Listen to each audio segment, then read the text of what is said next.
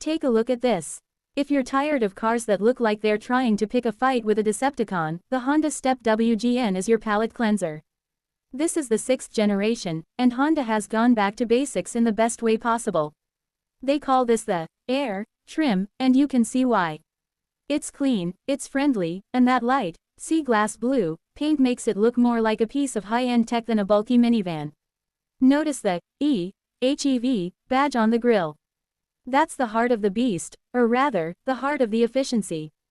This uses Honda's dual-motor hybrid system, meaning most of your city driving is done on pure electric power while the engine acts as a generator.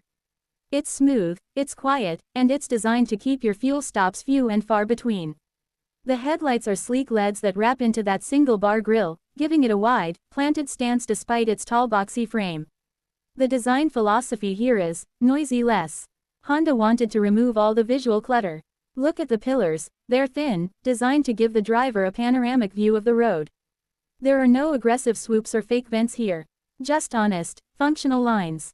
Even the blacked-out multi-spoke wheels add a touch of, cool dad, energy without trying too hard. It's a car that doesn't scream for attention, but you'll definitely notice it in a crowded parking lot. It's sophisticated, it's hybrid, and it's built for the modern family that values zen over vroom. It's the kind of car that makes you feel more relaxed just by looking at it. Ready to see if the back is just as functional? Let's head around to the rear. The logic of the box rear view. Opening parenthesis. Now, from the back, you can really appreciate the Step WGN silhouette. It's a box, but in the world of minivans, a box is a beautiful thing because a box means space. Honda has leaned into a retro-modern vibe here, bringing back the vertical taillights that were a signature of the original 90s model. It's a nice nod to heritage while keeping things firmly in the 2020s. One thing you'll notice is how low that loading floor is. Honda is famous for their low floor, flat roof engineering. Whether you're loading a week's worth of groceries, a couple of mountain bikes, or a very stubborn golden retriever, you won't be straining your back. This version features a power tailgate that you can actually program to stop at a certain height, perfect if you have a low garage ceiling or if you're tight on space in a parking garage. The rear window is massive, which is a lifesaver for the driver's rear view visibility, but it also makes the third-row passengers feel less like they're in a cave and more like they're in a moving sunroom.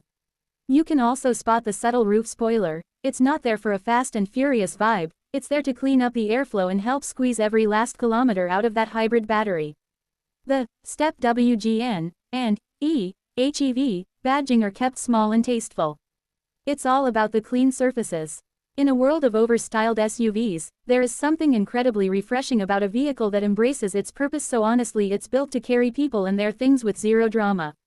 But the real magic happens when you open the door and see where you'll be spending your time. Let's jump into the cockpit. The living room on wheels interior view. Opening parenthesis. Step inside, and the first thing you'll notice is that this doesn't feel like a car dashboard, it feels like a contemporary living room. Honda has used high-quality fabrics across the dash, which instantly makes the cabin feel warmer and more inviting than the usual hard gray plastics we're used to. It's tactile, it's soft, and it's incredibly clever. Right in front of the driver is a crisp, digital instrument cluster. It gives you all your hybrid energy flow data without being distracting. And look at that center console, or rather, the lack of a traditional one. Instead of a bulky gear lever, you've got these sleek, intuitive buttons for park, reverse, and drive. It opens up so much physical space, making it easy to slide between the front seats to check on the kids in the back. The horizontal lines of the air vents create a sense of width, and that large infotainment screen is positioned perfectly, high enough to see without taking your eyes off the road, but not so high that it blocks your view. And check out the storage. There are cubbies everywhere. There's even a hidden shelf above the glove box. It's designed by people who clearly understand that families travel with a lot of stuff. The steering wheel is uncluttered, with physical buttons for your adaptive cruise control and audio. Thankfully, no finicky touch sliders here.